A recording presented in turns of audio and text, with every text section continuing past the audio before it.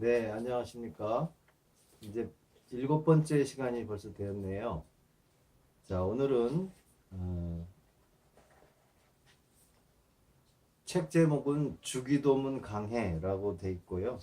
저자는 윌리엄 퍼킨슨이라는 분이 저자고, 출판사는 개혁된 신앙사라는 출판사입니다. 2005년에 초판이 되었습니다. 윌리엄 퍼킨슨은 영국의 목사님이시고요. 출생 연도는 1558년에서 1602년에 소천하셨습니다. 나이는 한 44세의 생애를 사셨던 목사님이십니다. 자, 오늘은 이 책에서 첫 번째 목차를 좀 한번 먼저 읽어드리겠습니다. 1번, 그러므로 너희는 이렇게 기도하라. 2번, 하늘에 계신 우리 아버지여. 3번, 이름이 거룩히 여김을 받으시오며. 4번, 나라의 임하옵시며.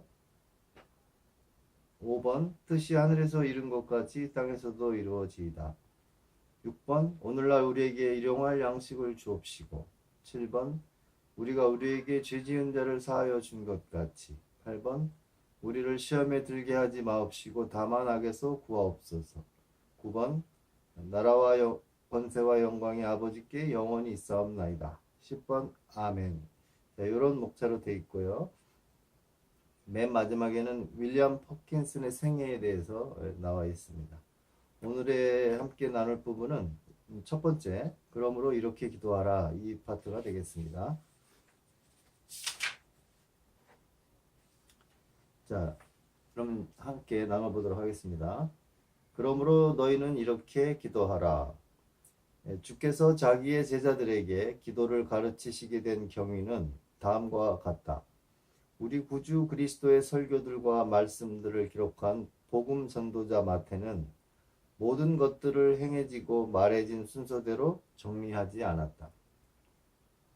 그는 성령의 인도하심을 따라 때로는 마지막에 행해진 것을 처음에 기록하기도 하고 처음에 행해진 것을 마지막에 기록하기도 하였다. 이것은 주의 기도가 언급된 부분에서도 검증이 된다. 그는 우리 구주 그리스도께서 자기 제자들에게 어떤 경위로 기도하는 법을 가르치셨는지 언급하고 있지 않다.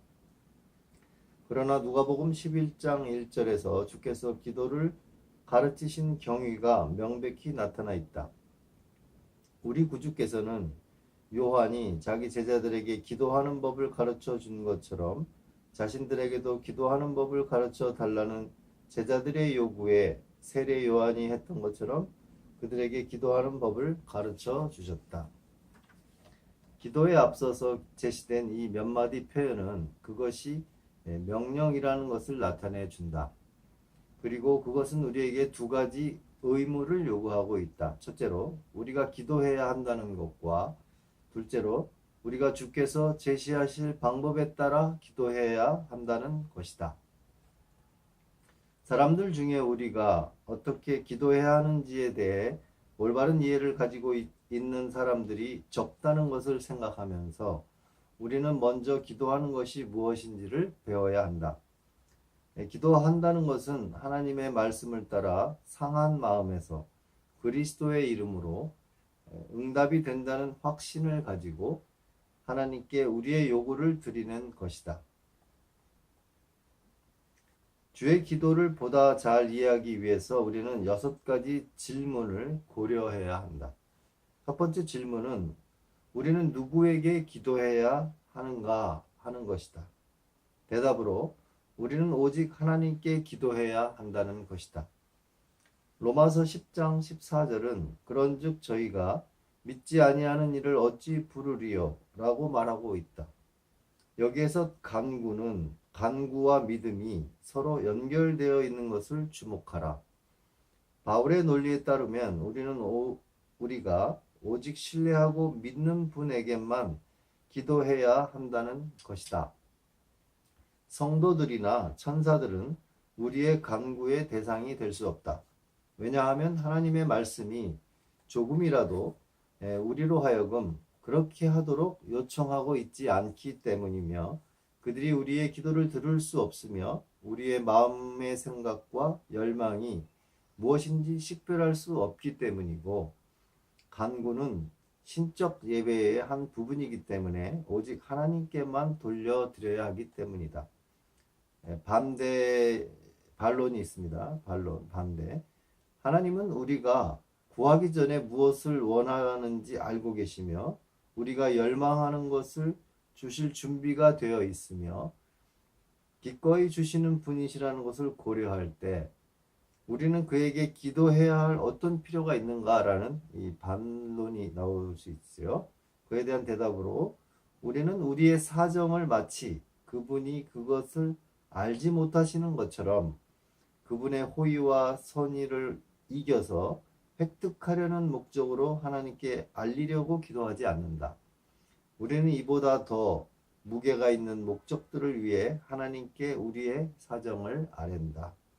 첫째는 우리는 그가 우리에게 기도하라는 직접적인 명령을 주시고 순종할 것을 요청하셨기 때문에 그에게 우리의 복종과 순종을 보여주기 위해 기도합니다. 둘째는 우리는 간구를 통해 우리가 실질적으로 믿고 회개한다는 것을 보여주기 위해 기도합니다. 왜냐하면 하나님께서 당신의 손 아래서 참으로 회개하고 자신을 겸손하게 하며 참된 믿음으로 하나님의 약속들을 붙잡고 자신들에게 적용하는 사람들에게 죄사함과 모든 선한 축복을 주실 것을 약속하셨기 때문입니다. 셋째는 우리는 하나님을 모든 선한 일의 원천이요 저자요 제공자로 인정하기 위해 그분에게 기도합니다.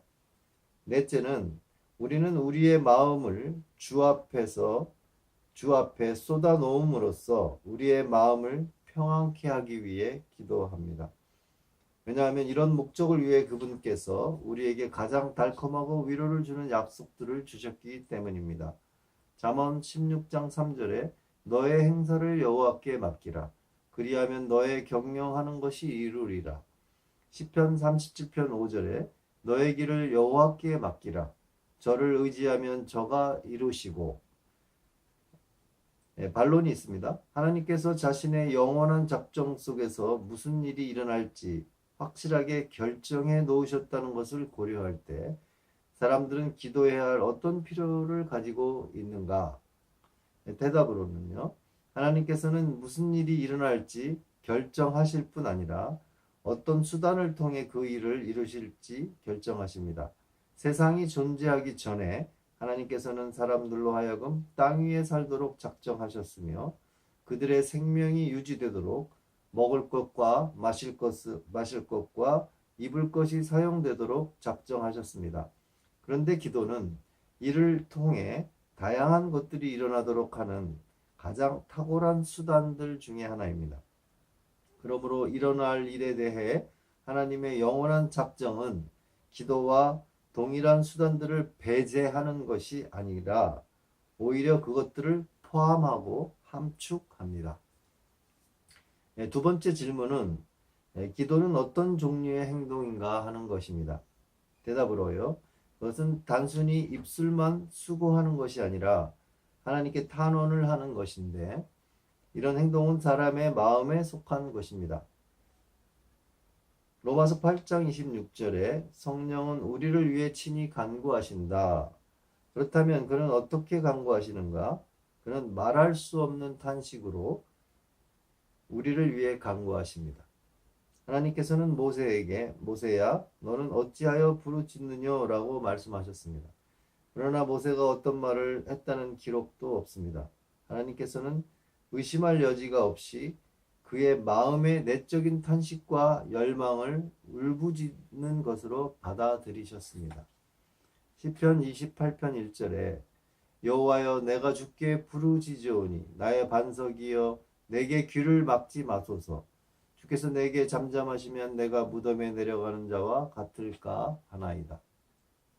시편 12편 5절에 여호와의 말씀에 가련한 자의 눌림과 궁핍한 자의 탄식을 인하여 내가 이제 일어나 저를 그 원하는 안전지대에 두리라 하시도다. 네, 세 번째 질문은 우리가 기도해야 할 형식이나 규칙은 무엇인가 하는 것입니다. 네, 대답으로요. 그것은 하나님의 계시된 뜻과 말씀입니다. 하나님 앞에서 자신의 영혼을 겸손하게 한 사람은 자신의 감정이 이끄는 대로 자신의 욕심을 따라 기도하지 말아야 합니다. 모든 것들은 하나님의 말씀에 의해 행해져야 합니다. 우리는 하나님께서 우리에게 요구하라고 명령하신 것들을 간구해야 하고 그가 우리에게 요구하라고 명령하시지 않은 것들을 달라고 결코 기도하지 말아야 합니다. 요한일서 5장 14절은 그를 향하여 우리의 가진 바 담대한 것이 이것이니 그의 뜻대로 무엇을 구하면 들으심이라고 말하고 있습니다.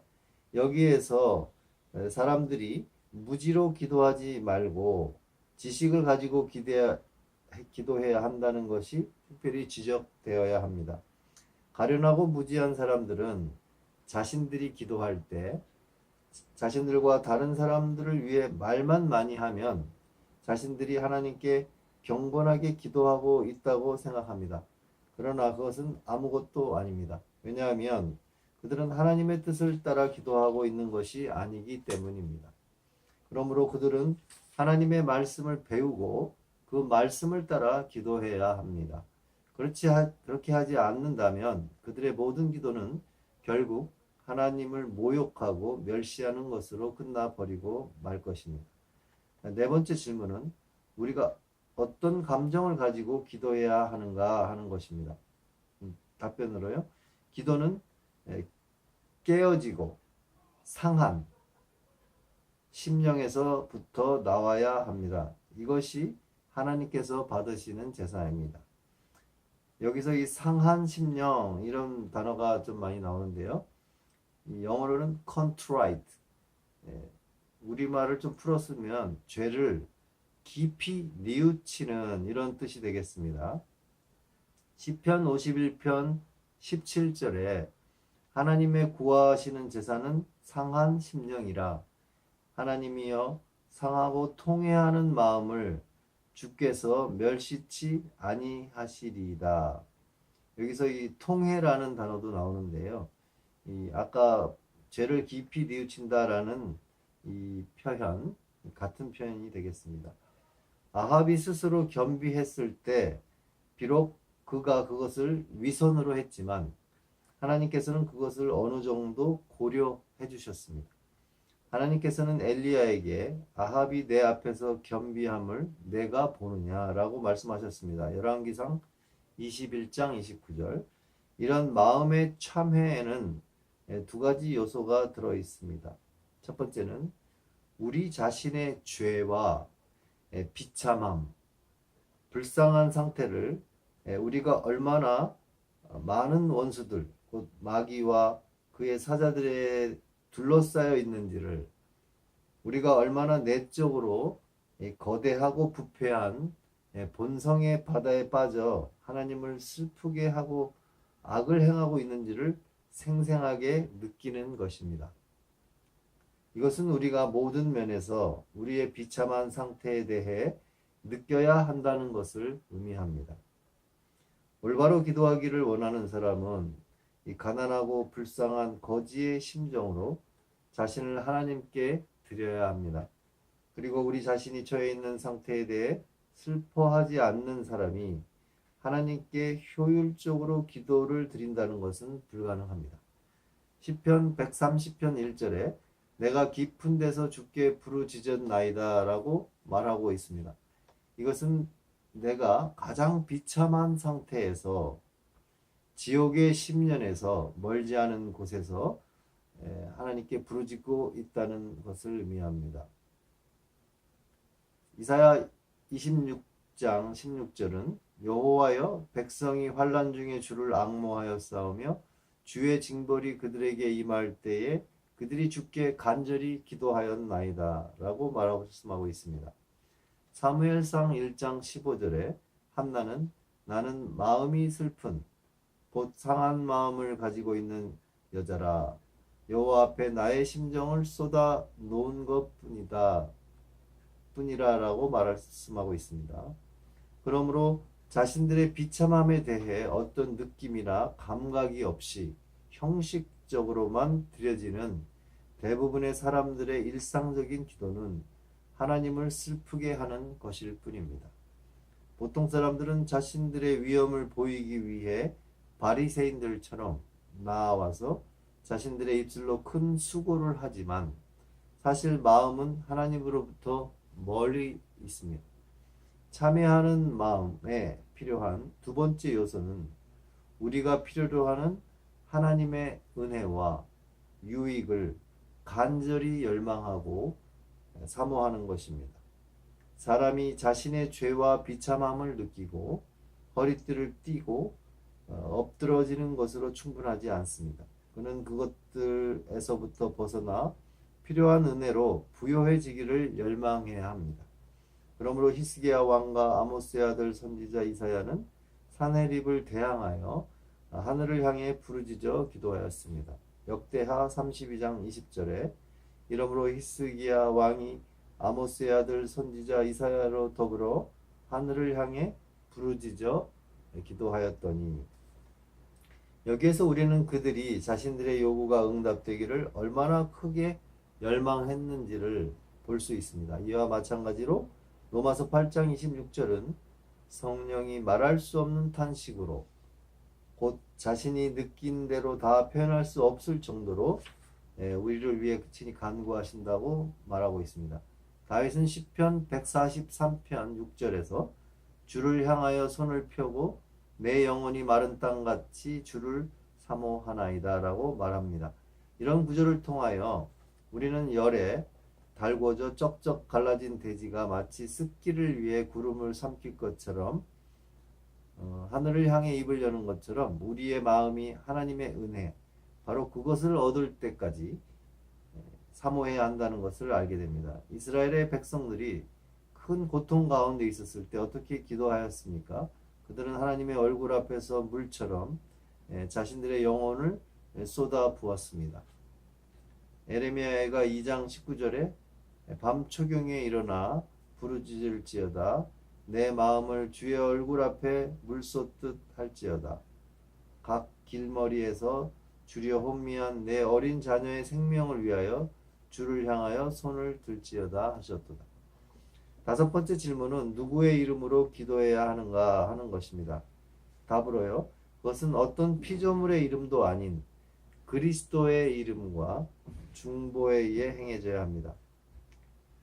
요한복음 14장 14절은 내 이름으로 무엇이든지 내게 구하면 내가 시행하리라 라고 말씀하고 있습니다. 사람은 자신의 공로의 가치로 하나님께 자신의 기도를 제시하지 말아야 합니다. 왜냐하면 그가 아무리 최선을 다한다고 하더라도 자신에 대해 내세울 것이 없기 때문입니다.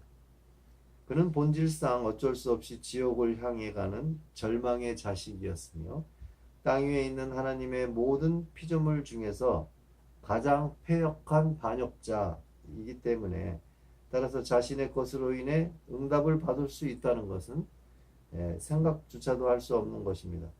성도들에 대해서 그들은 중보자들이 될 수 없는데 이는 그들조차도 자신들 때문이 아니라 그리스도의 복되신 공로로 인해 하늘에 받아들여졌기 때문입니다.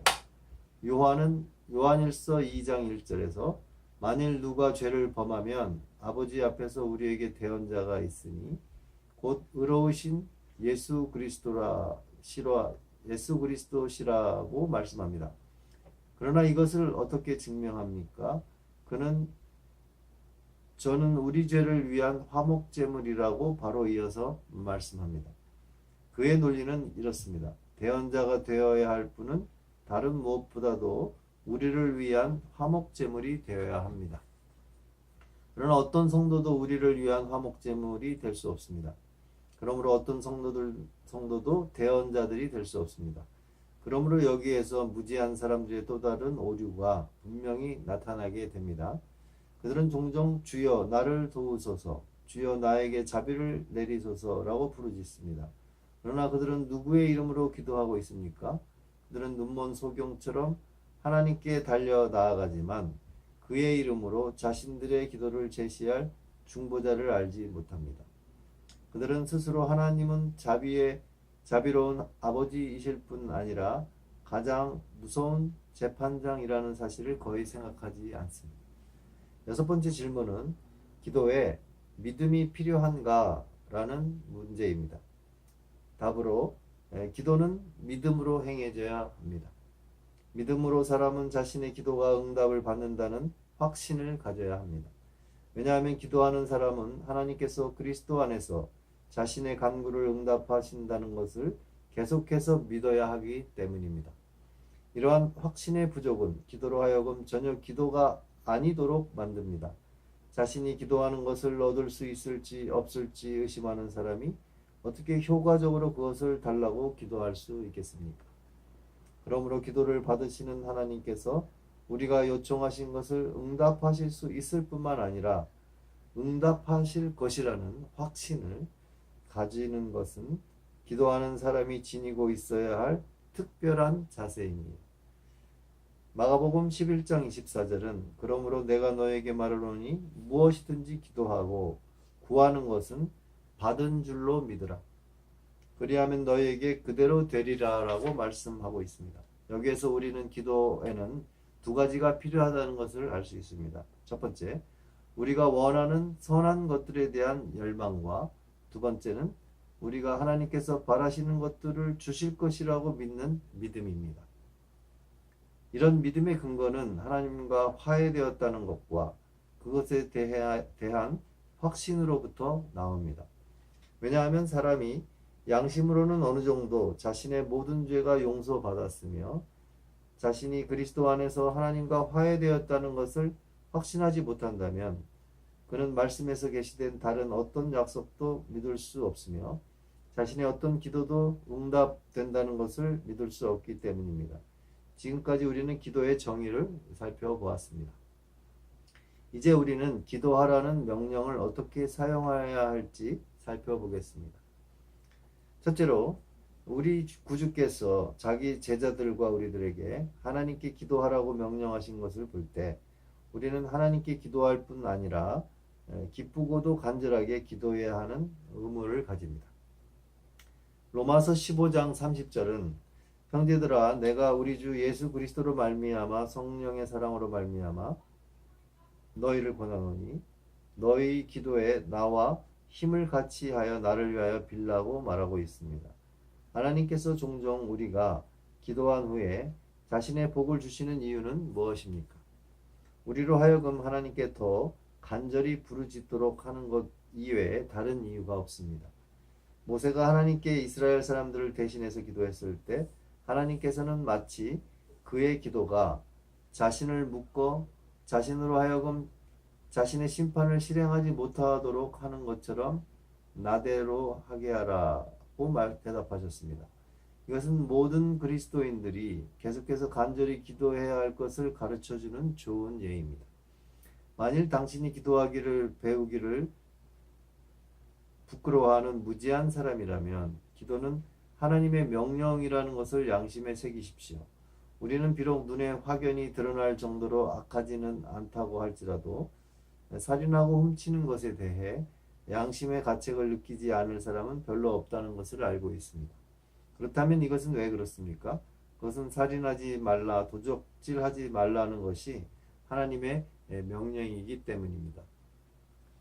자, 그렇다면 기도하라는 것도 하나님의 명령입니다. 그렇다면 이것이 의무라는 것이 당신의 양심을 자극하도록 하십시오. 비록 당신의 부패한 본성이 그것을 하지 못하도록 당신을 방해해도 그것을 거스리려고 투쟁하십시오. 그리고 이 명령을 어기는 것이 다른 명령을 어기는 것과 마찬가지로 당신을 하나님 앞에서 정죄를 당하도록 한다는 것을 확실히 아시기 바랍니다. 더욱이 우리에게 기도하라고 명령하신 하나님께서 우리로 이 명령을 쉽게 감당할 수 있도록 하기 위해 기도의 영을 주신다는 것은 당신으로 이 의무를 감당하도록 자극하는 동기가 되어야 합니다. 만일 하나님께서 불가능한 일을 명령하셨다면 낭망할 이유가 되었을 것입니다.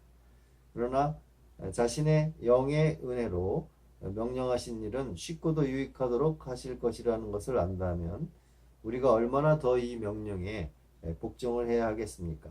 또한 기도는 우리로 하늘의 보물 창고를 열고 그의 자비를 우리에게 내려오도록 하는 열쇠입니다. 왜냐하면 말씀의 설교가 하나님의 은혜를 우리에게 선포하고 전달하는 것인 것처럼 기도에서 우리는 하나님의 은혜를 우리 마음에 생생하게 느끼게 되기 때문입니다. 그리고 이런 경험은 우리로 더욱 기도하도록 감동시키시는데 이는 기도에서 우리가 하나님의 위엄과 만나게 되기 때문입니다. 사람이 왕과 친숙하게 되는 것은 큰 호의를 받는 것입니다. 그렇다면 왕이신 전능하신 여호와와 사귐을 갖는 것은 얼마나 더 큰 호의를 받는 것입니까? 그런데 이것은 하나님께서 자기 교회에게 부여하신 주된 특권들 중에 하나입니다. 그러므로 이것은 우리에게 짐이 되거나 문제가 될 수 없습니다. 말씀의 설교에서 하나님께서는 우리에게 말씀하시기를 기뻐하십니다. 그리고 기도에서 하나님께서는 두려운 심판장으로서가 아니라 사랑스럽고 자비로우신 하나님으로서 우리에게 말할 수 있는, 곧 그분에게 친밀하게 대화할 수 있는 영예를 주십니다. 또한 기도는 우리뿐 아니라 교회에서도 방어할 수 있는 가치 있는 수단이 된다는 것을 고려하십시오. 기도를 통해 모세는 이스라엘 백성들에게 내려진 하나님의 진노 속에서도 서 있을 수 있었습니다. 시편 106편 23절에 그러므로 여호와께서 저희를 멸하리라 하셨으나 그 택하신 모세가 그 결렬된 중에서 그 앞에 서서 그 노를 돌이켜 멸하시지 않게 하였도다. 기도를 통해 그리스도인들은 자신들의 부패와 다른 모든 영적인 원수들에 대항하여 용감한 용사들처럼 싸울 수 있습니다. 에베소서 6장 18절. 하나님께서 기도를 통해 자기 종들에게 주신 복들은 셀 수 없을 정도로 무한합니다. 하나님께서 복음을 회복시키기 위한 가치 있는 도구로 기쁘게 사용하셨던 루터는 하나님께서는 자신에게 그의 이름을 부를 수 있는 은혜를 주심으로써 독서나 연구보다도 기도를 통해 자신에 대해 더 많이 계시하셨다고 증거하고 있습니다. 명령의 두 번째 부분은 주의 기도에 제시된 방법을 따라 기도하라는 것입니다. 여기에서 주의 기도는 우리가 어떻게 어떤 방법으로 기도해야 하는가를 가르쳐주는 방향이나 모델이 된다는 것이 주목되어야 합니다. 그런데 이것은 어느 누구도 우리가 기도할 때 오직 이 기도의 표현만을 사용하고 다른 표현은 사용하지 말아야 한다는 것을 가르친다고 상상하지 말아야 합니다. 왜냐하면 그리스도께서 의미하는 바는 우리를 표현에 묶어두려는 것이 아니라 기도할 때 그 내용과 방법과 감정에 충실하도록 하려는 것이기 때문입니다. 만일 이것이 그렇지 않다면 구약과 신약에 제시되어 있는 하나님의 종들의 기도는 모두 잘못되었다는 결론이 나올 것입니다. 왜냐하면 그들이 주의 기도와 표현이 다르기 때문입니다. 사실 마태와 누가에 의해 제시된 주의 기도조차도 동일한 표현들이 사용되고 있지 않습니다. 그리고 우리 교회 안에 있는 많은 사람들이 우리 주님께서 가르쳐 주신 기도를 변경 없이 그대로 기도를 위해 사용하는 것은 불법이라고 주장합니다. 그러나 그들은 자신들이 제시한 이유들에서도 나타나듯이 속고 있는 것입니다. 그들은 첫째는 그것이 성경이기 때문에 기도로 사용될 수 없다고 말합니다. 그러나 하나님의 성경과 사람의 기도는 동일한 것일 수 있습니다.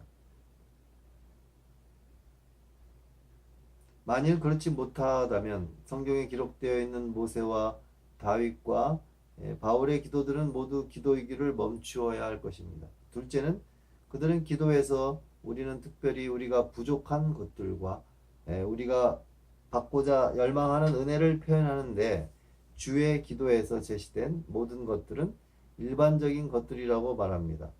나는 이에 대해 이 기도에는 우리가 부족한 주된 것과 우리가 간구해야 할 주된 하나님의 은혜들이 특별히 표현되어 있다고 대답합니다.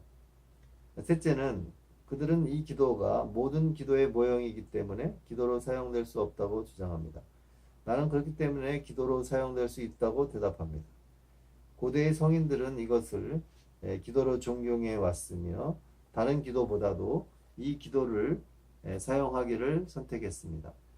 우리는 이에 대한 증거를 키프리안의 주의 기도에 대한 설교와 토툴리안의 핍박당할 때 달아나는 것에 관하여와 어거스틴의 설교집 126번 시간에 관하여에서 발견할 수 있습니다.